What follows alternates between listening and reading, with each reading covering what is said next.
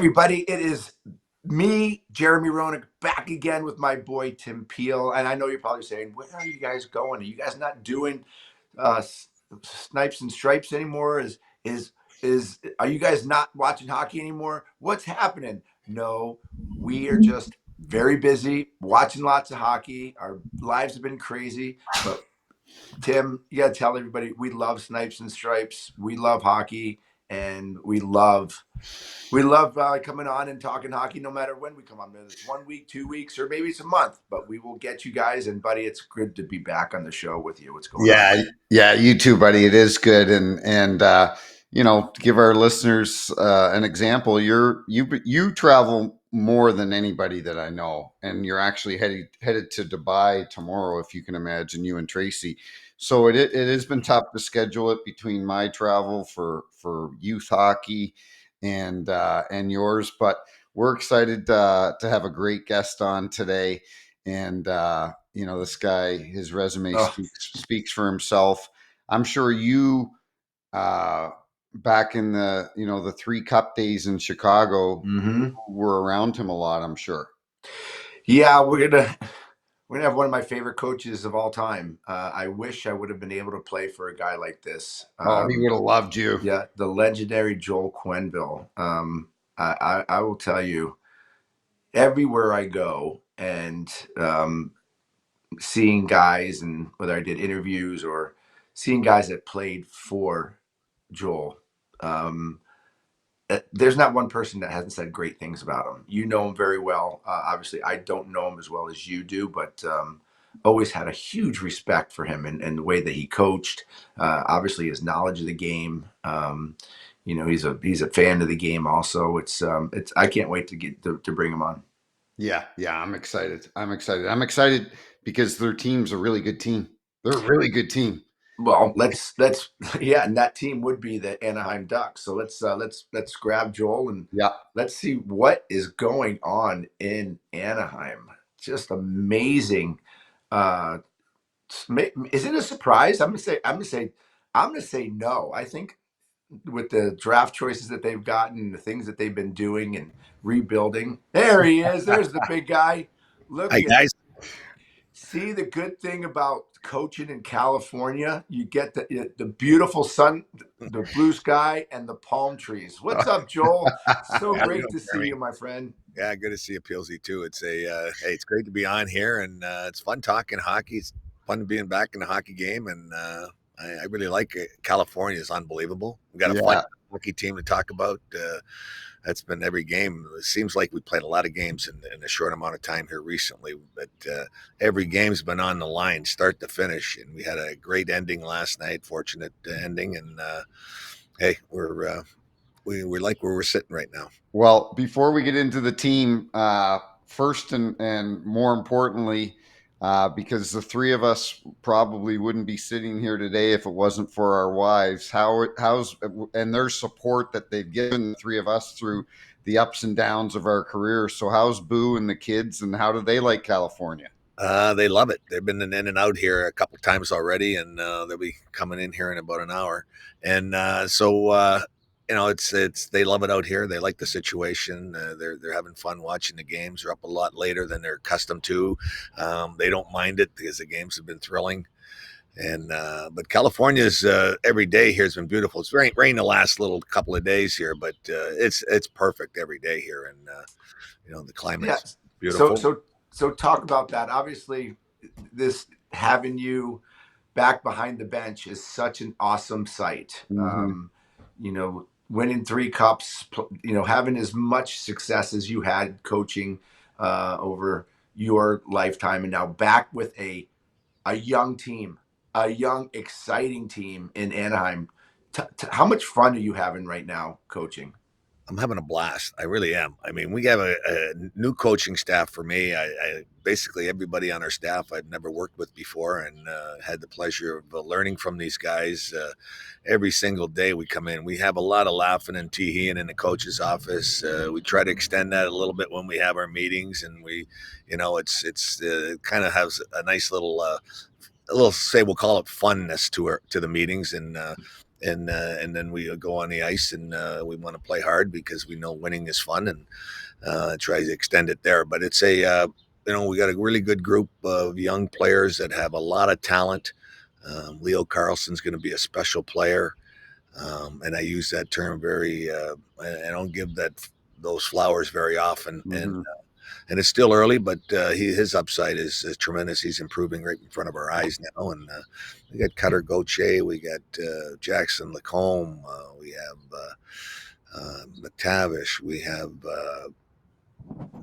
Beck Seneke. Oh my God, Seneca, yep. yeah, he's we got a lot of. I mean, they're big, they're fast, they're skilled.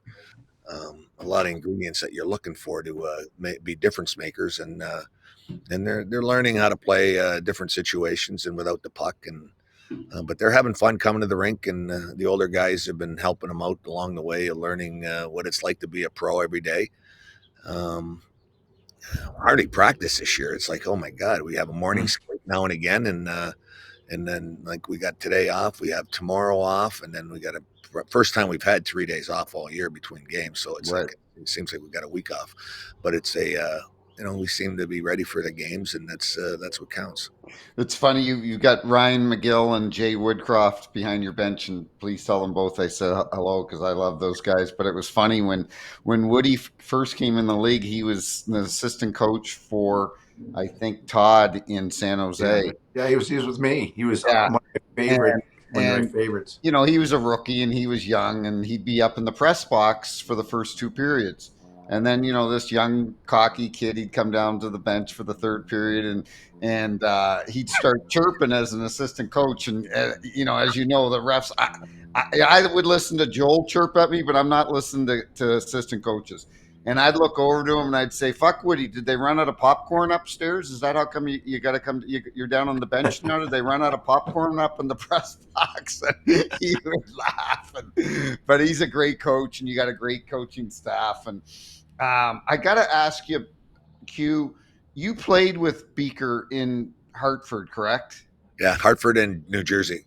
Hartford, New Jersey, Yeah. and Jr. and I know what kind of player he was.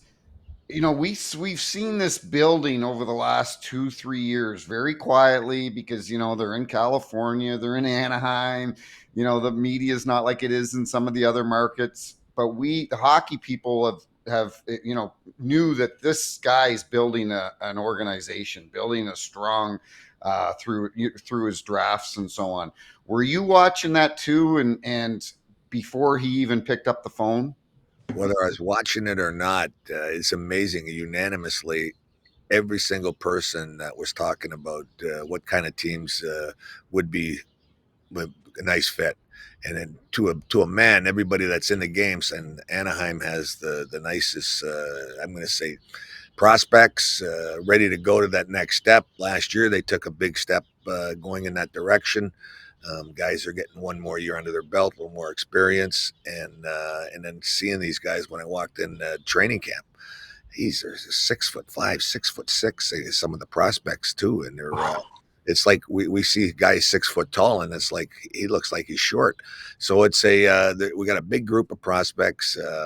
They're competitive, they're big and fast and quick. I think last year when we're looking at, I was just looking at a stat sheet that the Ducks had one of the quickest teams in the league, and that's with all the measuring with those computer chips in their sweaters. But Right. and then when being on the ice with them, there we got a fast group. A lot of guys can motor, and they got some skill too. So it's a great. It kind of reminds me of the Chicago days at first. A little bit of Florida as well, but we've got some young players that could turn out to be a Taser and a Kaner together, and it's nice working around a group like that. Yeah, I think you guys have really built something really special because you're talking about all these young kids and the speed. I watched you guys in Chicago early in the season, and when I watched you guys warm up, I literally my jaw dropped looking at the size of the Yeah. of your team, the speed, then watching the tenacity and watching them play together at such a high pace, and the way that they move the puck there, the way that they were very focused, I was very impressed that they could play the game at such a high level and have so much puck control.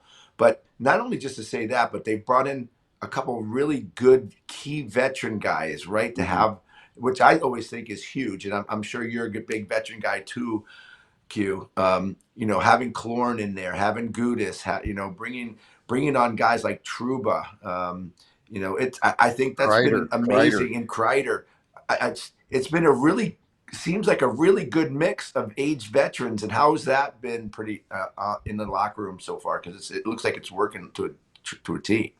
While our New York Rangers, I call them the Beatles, are back together. We got four of them there, and Grides has had a great start to the season. One of the things that the team was missing, I think, over last year was net presence, and he's added that immediately by being at the net, tipping pucks and making plays around, driving goalies crazy, and the power play's gotten better as well with him there. Troops has had an amazing start to the season. He's been great. I thought that at this stage of his career, you could see a little bit of change in him, and all of a sudden I see a resurgence in this game, and he's playing big minutes, important minutes. He always had a big shot. I think he's starting to use it a little bit more. But he's playing with a young kid on the other side that can skate and moves the puck, and Troops does his thing, and together they make a nice pair. But they've added a lot to our team. The steadiness of a Killorn and his experience is great. We got Frankie Stromer. We got a lot of guys. That's the whole Beatles ensemble there. If you want, or ex-Rangers, but I think their experience is great. We got an older group, we got a younger group. The middle core is kind of, there are not too many that fit into that. I mean, Troy Terry might be one guy that might be alone in that group, but I think it's hey, I know one thing: when this team gets good, it's going to get good real fast. Well, Troy Terry's a veteran on the team. He's one of the older guys at 28 years old. He's been around a long time, and I've always liked him. I was texting with Wes McCauley. It's funny JR talked about the size and speed. I was texting with Wes after one of your games, and I said, "How do the Ducks look?" And he goes, "Big and fast." And I was hoping you'd have some orange on tonight, because I got to ask. I love the white and the orange uniforms. I think they look awesome. My orange. Oh, there we go. I love it. Very, very slight. Sorry, but that is everybody wearing them, and like, do they love the orange? Do they love the team colors? the guys there. What I can't believe is the crowds. The Right. crowds have been unbelievable, loud, noisy, Huh. and excited and supportive. It's been they've been that's the biggest surprise I've seen when we go to the games. The building is alive, and everybody's bringing passion to the game, and there's orange. I just got a pair of these orange duck shoes right now. I should run downstairs. I saw those online. Yeah. Oh yeah, I end up getting a pair here, and I'm thinking I might have to wear those tonight. I love it. What's it like coaching in the league nowadays? The game has changed so much. Obviously, the fighting has decreased. The players have different attitudes. Players are a little bit more, I think, pampered with the the locker rooms and the chefs and the travel and the great hotels, and it's a different mentality, it seems. But what is it like as a coach? Like, if you had to change the way that you approach the players, the younger players, now as for like when you were back in 2008, 2009, is it a lot different with these kids? That's a great question, and being away, and all of a sudden being back now, it's like, the players do get a lot of information. There's a lot of people around, whether it's, you got analytics part of it now, you got video, you got strength coaches, nutritionalists, mental skills coaches, you got skills coaches, you got different kind of skill coaches,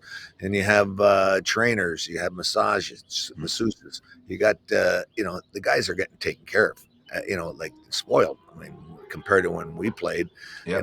it's a different world, but but that's the way it is. They like information. You got to keep them in tune to what's going on. I think there's a number of coaches on your staff that everybody gets attention on a regular basis, that we touch all our bases on the guys. I think we don't want to keep them in our meetings long. We like to have quick hitters in our meetings. Boom, boom, boom. a couple, three, like in a game day, there might be 5 short meetings, a couple minutes each. We go on and tune. You keep them in the room for 10 minutes, so their attention is there. You're not putting them to sleep, and they come out of the meeting. Okay, let's go. And I think that's been different than what we're used to do, and the guys seem to like it. I think they're ready to play. I think they're all competitive. They all want to play. They all want to play as much as you did, JR, which was keep me out there the whole game. And that's right. JRs. I got some JR stories. I got 3 JR stories quickly. I remember when Oh. we played you when I was coaching in Colorado, and you had to call the cops there when you could have had a breakaway or a penalty shot in Chicago. Yeah, remember that? Was it Andy Koharski was Coho reffing that or game. Andy? Coho was working that game and didn't give him the penalty shot. Yeah. It was the worst. It was the worst non-call in playoff history. Yeah, there you go. But I would have scored. I'm telling you right now, Q. I would have scored on Patty. I would have scored on him for sure. No way does Patrick stop me in there. I'm going to go to my grave thinking that. Yeah, we were fortunate there. That was we got a break. You know what though? Like JR talked about how fighting is down, and I haven't looked it up, but I got to think that fighting is actually up this year. JR is right. It's obviously decreased a lot over the last few years, but you got a pretty tough customer in Ross Johnson there leading the league in PIMS. And I see fighting. I think everything's cyclical. Obviously, we're not going to go back to the Colorado, Detroit, brawl days and so on, but there seems to be more fighting this year, more physicality, which is good. We need physicality in our game. That's what sells our game. Well, that was the one thing I didn't mention when I was just talking about what's different. But I find, you look at the last, say, 5 years playoff hockey and who wins cups and the teams that are winning and how hard it is to win cups now. And those teams are built with size, physicality, 100%. have a number of guys that can fill the roles of whether it's a fourth line that has an appearance of an energy line. But I think everybody knows that the game is getting back where it's more physical than it's ever been, and I think teams are taking that into the regular season, and then we're seeing the games that are being played. The games are competitive. I mean, there's every puck battle seems like it's an important challenge, and I think that's I think teams are. You look at rosters around the size of guys now. You see some defending teams. Mm-hmm. All of a sudden, you don't see a guy under 6'4". And Ross has been great for us. I mean, he does a lot of whatever he has to do, but he's been effective. He had one of those special nights where he had a goal, assist, might have had 2 assists and a fight. So he had 4 of them. So it was he had a memorable night for that. But I mean, game in, game out, he does his thing as far as playing the system well, and he's made some nice plays offensively, and but I think he gives us a little bit of a presence and handles what he has to handle. You have a young goalie, Dostal. Is that how you say your name, Dostal? I call him Dosty, but yeah. Dosty. Seems like he's a big kid. He's like 6'2", 6'3". He takes up a lot of the net. But how has the goaltending been for you guys? Obviously, Gibson's was there for so long. Was just one of those guys who was always dependable. Do you have that? Obviously, Mrazek's there. He's been around. You've probably seen him a lot. But this young kid seems like he's starting his career pretty on the right page. Yeah, Dosty. Everybody said great things about him coming in, and they signed him up to a nice contract in the off season. He's coming in, and I said coming in, but he's been unbelievable. Our goaltending's been great this year. I mean, we're not anywhere near where we are without excellent goaltending. So these guys, game in, game out, give us a chance. I mean, we have some shifts and we give up quality chances that I don't like and we don't like, but at the same time, we can't rely on these guys as much as we have at this point of the year. That's one area we got to get better as we go along. But everybody said the kid's a special kid as far as his approach and being a teammate and how he prepares and how he anticipates, and his preparation is like, I don't know, he follows the puck well. He's most goalies are probably a little bit bigger than him, but he looks like he's always square, and he's ready for the next little battle, and he's quick and has pretty good rebound control. Handles the puck all right too. Hey, Joel, Give our listeners a little idea, because I've never asked a coach this. Like, for example, your power play 16th, middle of the road, right? A PK is 26. You know, the old days, you might look at the guy and say, get her freaking, can you get her penalty kill going? Like what do you guys do as coaches? Do you get together and say, how can we improve this? What personnel can we change? What are we doing? Watch other teams' penalty kills around the league to see what they're doing. How does that all work? Oh, it's exactly how it works. We everybody, we talk all the time. Jay runs the power play. We all talk about the power play. We all talk about penalty killing. Giller has the penalty killing. And Timmy has face-offs. I do the 5-on-5, and we all share each other's information and what we plan on doing, and we show the guys it. And, we practice power play a lot. Jace does an outstanding job of getting the guys fine-tuned on how we want to approach a game, how we want to attack this or their penalty killing, how we want to break out, how we want to handle in zone, how we want to do a 6-on-5, a 5-on-3, all the situations. But the details are incredibly straightforward. And in talking about personnel, we all talk about personnel. We all have input on the personnel. I think sometimes we know that the politics of being on a power play is part of the game, and I think we handle it straightforward. Sometimes we got to make some tough decisions, and we're not afraid to do that. But it's there's we know there's some balance in certain guys' ice times, and that's where you can get the quality or the quantity, and there's reward for getting it, and we try to keep that part of the decision making. Just one thing, Jer. Do players come to you? Because I'm sure they did when you guys both played in the league. You guys probably, Jer, maybe not JR because he probably was on the power play all the time, but would back in the day, people would, I'm sure, walk in the coach's office say, I should be on the friggin' power play. Do the kids ever do that now? Do they ever come up to you and say, I should be on the power play? Well, right now, with being a new coach and there are a lot of young, nobody's coming up to me right now. They might approach Jay or they might approach somebody else. Right. They will. Right. But every guy I've ever coached, every single guy wants more ice time, whatever way they can get it, whether it's more regular 5-on-5 shifts or the PK or face-offs or getting on the power play.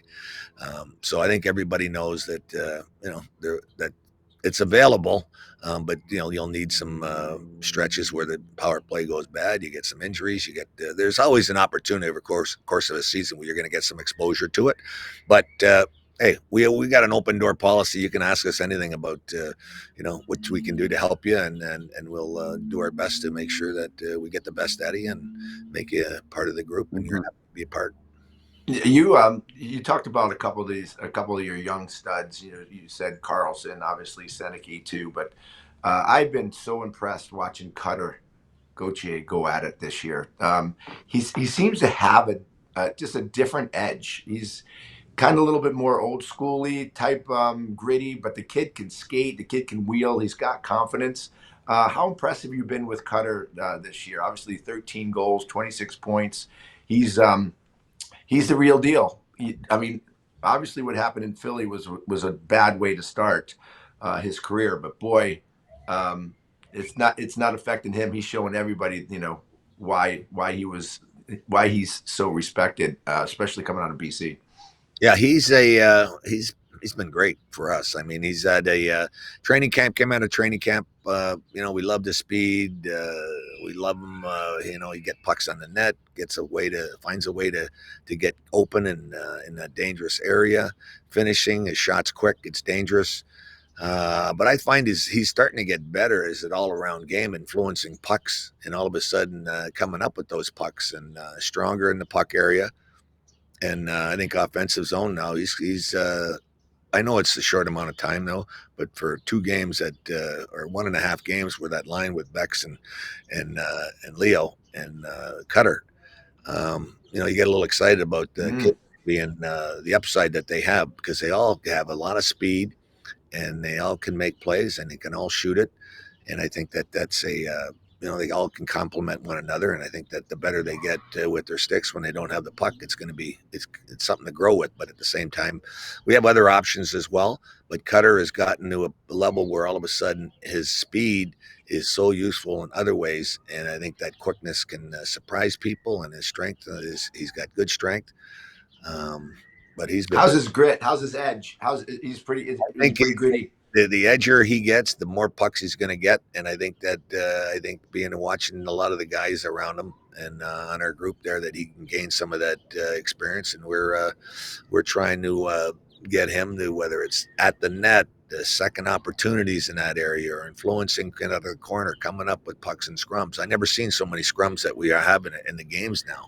Mm-hmm. Every night there's 5 or 6, 7 scrums. We're not. This is live playing. We're not talking about Right. whistles, and then who's coming up with that loose puck. And I mean, that's an important play right now. Mm-hmm. I've got to, JR, I've got to do a better job of checking the schedule. I text Q to see if he'd come on, and then I'm like, oh shit, he's literally on the bench right now. He's coaching again. They're playing against Ottawa, and then when he texts me back, I'm like, well, I'm hoping they won, and then I look and they lose 3-2. I'm like, Jesus, that's the last thing he wants to do is see a text from me after they lose to Ottawa 3-2. But the reason I'm bringing that up, because then 2 days later Ottawa went up to San Jose and beat San Jose, who's playing really well. That gets to my point on how tough it is to win in this league, right? Like it doesn't look at today. Buffalo beat Carolina in Buffalo, and now Toronto is last in the Eastern Conference. That's unbelievable. You'd think Carolina going into Buffalo and the way Carolina and Brindamore's got them going, but sure enough, Buffalo wins today 4-1, and Toronto's in the Eastern Conference. Are you surprised by that, Q, that Toronto's last? Well, whether Toronto's last, I mean, everybody thought Boston was going to have a bad year this year, or they're going to be starting to fade. Mm-hmm. Played them earlier on in their building there, and we got lucky to pull out that win. And then they come in here the other night, and hey, they're a good hockey team. They Right. play hard, physical, and then it's a grind.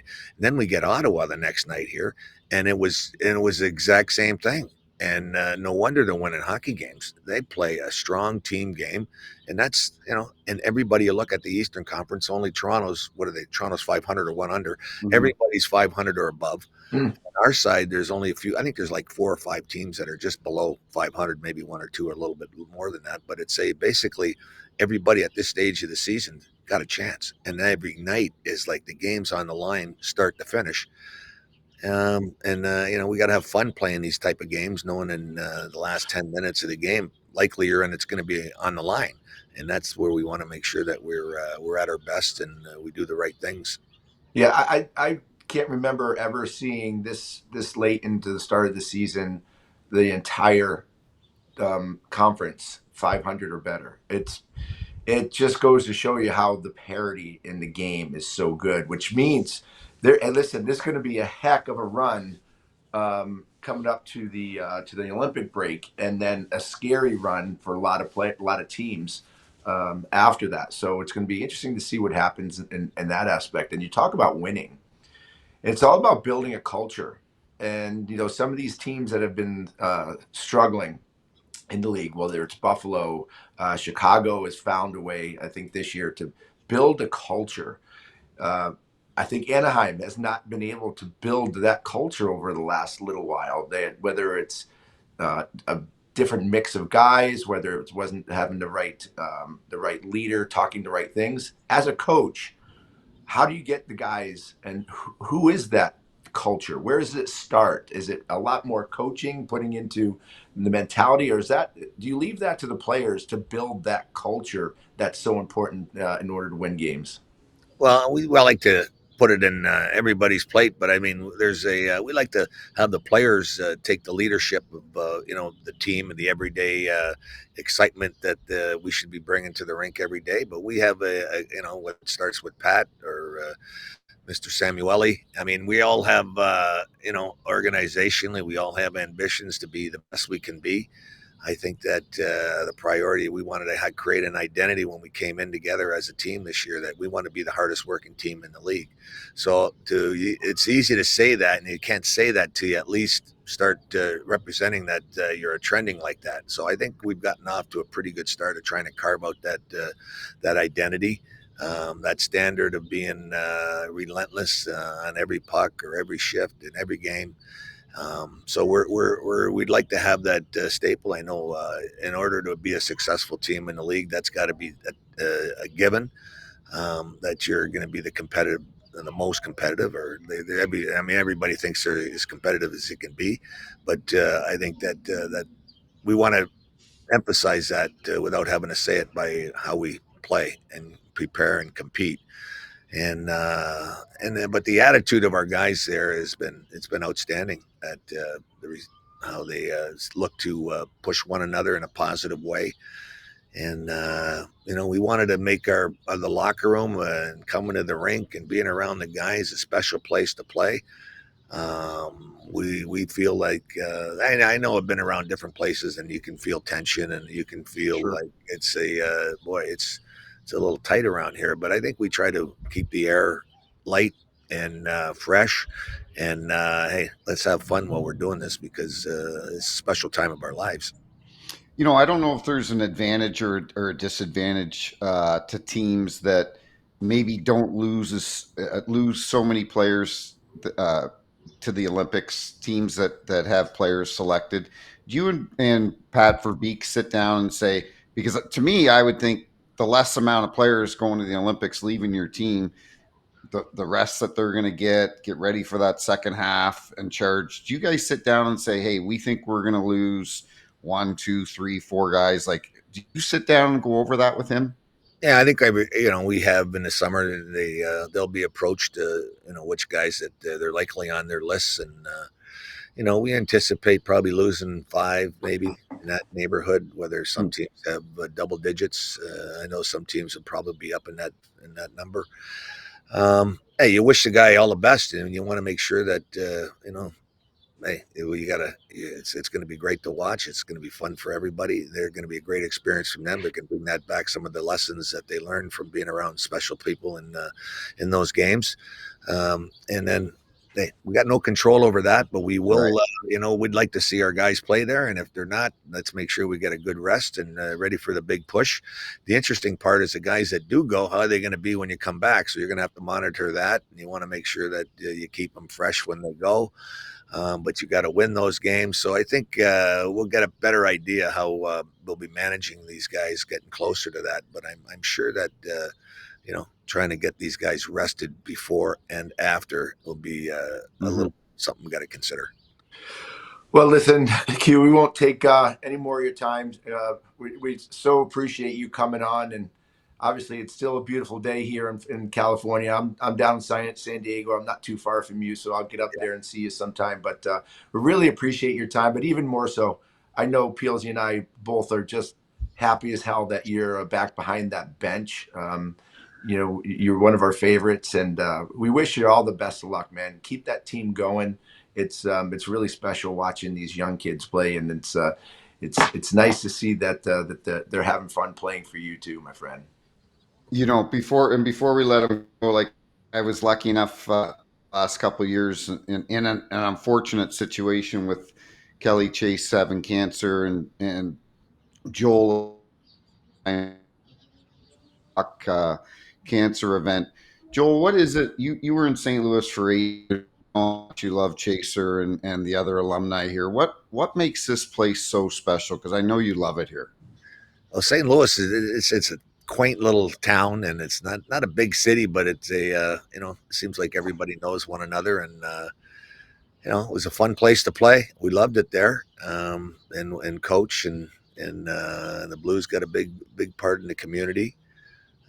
Chaser, I root for him every day. Competitive as all heck, and he's we're rooting for him. And so it's always nice going back to St. Louis, see some old friends, and seeing the Blues fans, and some guys I had the privilege to coach and work with, and that event was Chaser doesn't do anything half ass. No. He going all in, and that event that night is special, and He's got Garth Brooks flying in to hang out, and I'm like, how many people can seriously get Garth Brooks to fly in? And the guy is unbelievable, and but Joel was you were tough when I officiated your games, but you're always fair. And then you had a light side of you to you and so on. But JR, I got to tell you a funny story before we leave. So it was, I forget what year I worked my thousands game, but anyway, I'm working it here in St. Louis, and my crew, Kelly Sutherland, Derek Amell, and Brad Kovacic, and Van Massenhoven was the supervisor for the game, and we're staying at the Ritz the night before the game, and Joe, I don't know if are you still smoking cigars? I know you like your odd cigar and that. Yeah. And so he's got Deneen. So we're in the cigar lounge at the Ritz, and we're getting pretty lit up night before the game. But hey, listen, it's not the first time; it won't be the last. So I'm sitting on the sofa, and I got Kitchen on the right. I got Joel on the right side, and I got Deneen on the left side. Man, we're smoking cigars and drinking, and I'm feeling really good. And I go, Joel, you better be freaking giving me something nice, a nice gift for my thousandth game. I said, if you give me a signed stick, I said, I'm going to break it in half and shove it up your ass. And we're all laughing and laughing. And sure enough, I got a signed stick from Taser at center ice. I love it.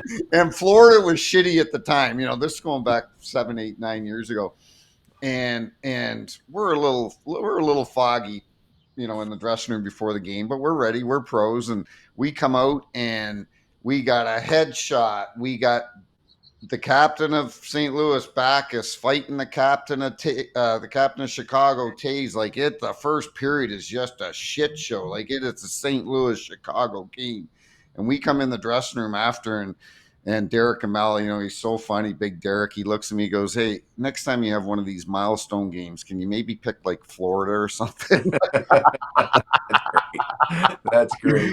But buddy, I love you. I love you. I love our friendship, and I'm so grateful that you took some time out of your schedule. I know you guys. I know it's a crazy, especially with the condensed schedule with the Olympics, how busy you guys are. So JR and I really appreciate it, Q, and all the best the rest of the season. All right. Thanks, guys. I Thanks, love. Q. All right. Enjoyed the show. All right. Yeah, Thanks.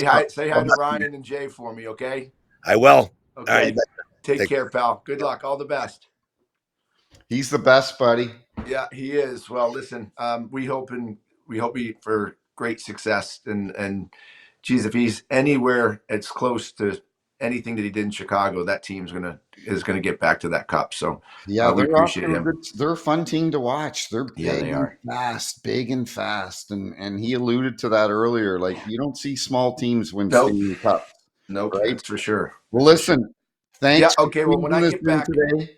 when Have fun at the F1 in Dubai. I will. And when I get back, we'll jump back on, and I'll watch some hockey from over in the UAE, and we'll have some fun, buddy. And I Sounds love good. you, and Say hi to be Trace for safe. me. Okay, And good job today getting Q. That was awesome. But awesome. again, hey, Snipes and Stripes is never gone, and neither is no filter, no filter.net, buddy. We will see you in a couple weeks. All the best, and have a great Thanksgiving, buddy. Yeah, I love you too. You too. Okay, Love you, buddy. Bye. see you. Bye.